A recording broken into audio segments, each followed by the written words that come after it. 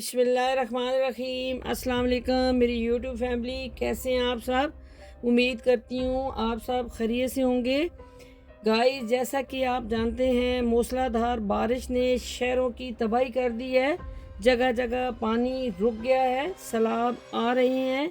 शहरों की सूरत हाल इंतहाई बुरी है। बहुत सारे घर डूब गए हैं। लोग अपने घरों से भी बेघर हो गए हैं। कुछ लोग अपनी जान से हाथ धो बैठे हैं। सैलाब की वजह से लोगों के बहुत नुकसान हुए हैं। घर, गाड़ियाँ, फैक्ट्रियाँ, दुकानें सब सैलाब में बह गई हैं। ये सिर्फ पानी नहीं, ये उम्मीदें बहा ले गया है, ये ख्वाब डिबो गया है, ये ज़िंदगियां बदल गया है। 2025 का ये साल एक और आजमाइश ले आया। पाकिस्तान के कई इलाके शदीद बारिशों और गैर मामूली सैलाब की लपेट में आ चुके हैं। जिनके सर पर छत थी, अब वो आसमान तले बैठे हैं। जिनके पास कल सब कुछ था, आज उनके हाथ खाली हैं।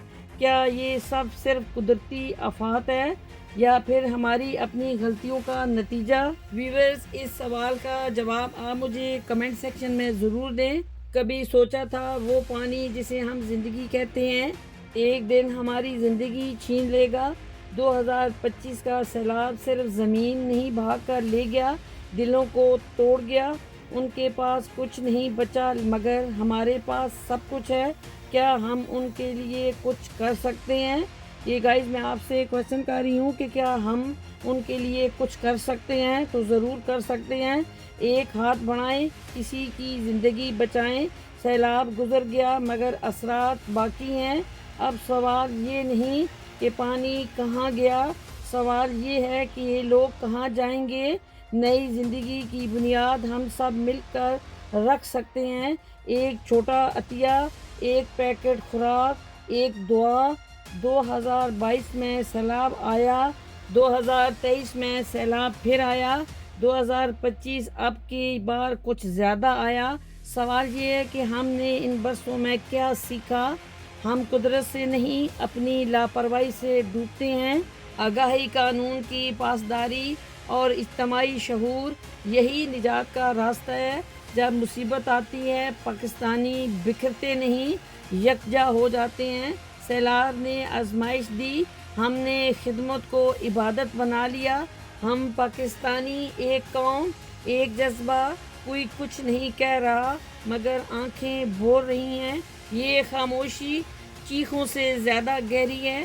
2025 के सैलाब में न सिर्फ घर बहे, बल्कि ख्वाब, दुआएं और मुस्तकबिल भी।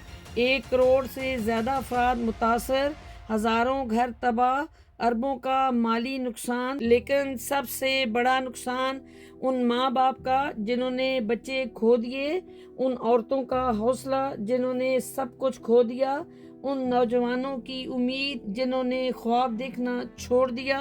2025 का सैलाब गुजर गया, लेकिन अगर हमने आज भी सबक ना सीखा तो 2026 का मनाजर शायद इससे भी बदतर हो। क्या हम सिर्फ आंसू बहाएंगे या कुछ बदलेंगे भी? पानी सब कुछ बहा ले गया, मगर हमने जज्बे नहीं बहने दिए। लोगों ने लोगों को संभाला, नौजवानों ने रजाकार बनकर उम्मीद जगाई। यही पाकिस्तान है जो मुश्किल में मुत्तहद होता है। सैलाब के पानी ने जो बचा लिया, वो बीमारियों ने छीन लिया।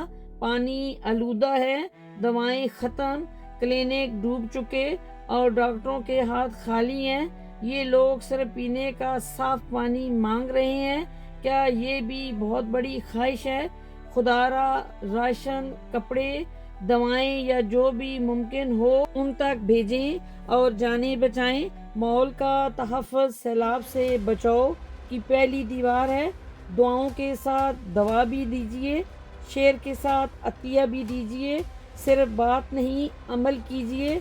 अल्लाह ताला से दुआ है कि वो हमें इन आजमाइशों से महफूज रखे, आमीन। और हम सब को अक्ल शऊर दे ताकि हम कुदरत से सीखें और अपनी जान को और अपनी ज़मीन को बचा सकें। मेरी यूट्यूब फैमिली, आप मेरी इन तमाम बातों से इत्तफाक करेंगे।